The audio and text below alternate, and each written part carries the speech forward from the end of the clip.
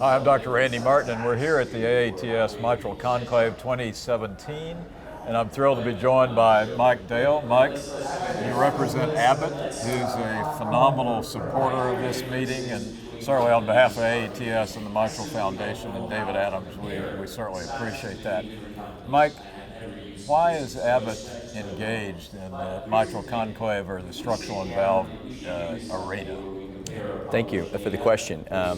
We like to talk about that very question internally as your world is our world in very literal ways. Right. And what I mean by that is for Abbott, as a healthcare company, which has a history going back 130 years, what's happened in the last 12 months is a complete transformation of the company in terms of its focus in terms of how it believes it can do its best on the part of its shareholders, stakeholders as a healthcare company. And specifically, that's our renewed focus on treating cardiovascular disease. So with the recent acquisition of St. Jude Medical and the assemblage of various dedicated business units by disease therapy states, we are committing ourselves for decades to come to become leaders and servants in treating those types of burdens. So in my responsibility as a leader of Abbott Structural Heart, when I say your world is our world, that's a literally true statement.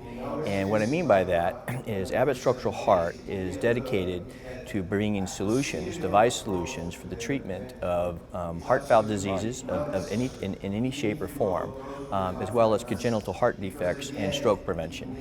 And so participation in meetings like this is directly our way to understand what the needs are and to also provide the solutions that we think can help enable what you do every day. I think, it's absolutely fabulous that is your mission because, if we look at the growth of the aging population, the growth of structural and valve disease, certainly it's there. And I think a symbiotic relationship of industry with thought leaders or with the physicians and all the paramedical people on the cutting edge is really important to advance the technology to help the patients, isn't it? I mean, that's really critical. It is critical, and it's perhaps no more exciting time than what we're all living through right now today. So I've had the privilege of participating in this world for more than 30 years, specifically cardiovascular.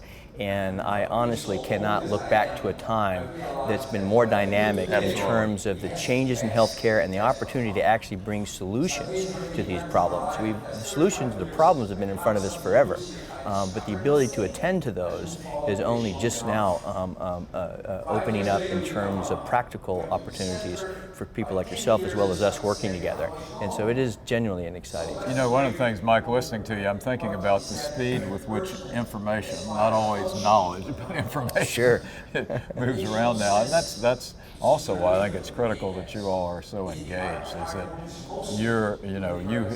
Abbott has played a very important role in education of physicians besides the technology. And now, as I said, with the speed of information, it offers opportunity, but also offers challenges, doesn't it? It does. It's the logistics, literally, of supporting these types of new therapies is significant as compared to situations 20 years ago. Absolutely. In terms of providing the prosthesis. Today you are required to ensure that good outcomes are possible for the patients who are both serving to become true partners. And so while it is a significant investment, it is probably also the most satisfying aspect of what we do.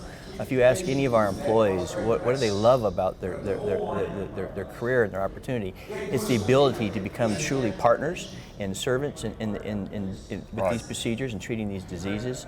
So while it is different, it is indeed the most enjoyable part of what we do. Mike, I will finish up with Abbott certainly has been a leader in transcatheter therapies, especially in the mitral space. How do you all view what the future holds in mitral and even tricuspid space for innovations, say from a technological standpoint? Great question. We have decided as part of this complete reorganization of Abbott as we go forward to be investing significantly in the basic utility and ease of use of the current platforms that we have in transcatheter, specifically the MitraClip platform. So that platform alone, you will see changes and improvements and the ability to do what it's intended to do in terms of restoring leaflet coaptation in terms of 1 to 2 initiatives per year for really the next 5 years. This will include developing that platform in terms of adjacencies and the ability to treat also tricuspid valve disease, obviously concomitant problem, as well as mitral valve replacement through a transcatheter approach.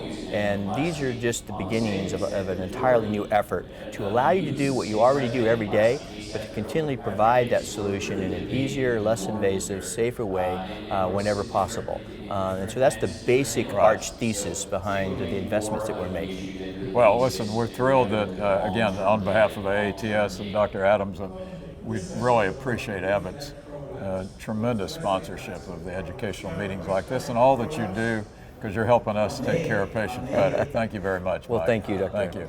And I hope that you all will come back soon.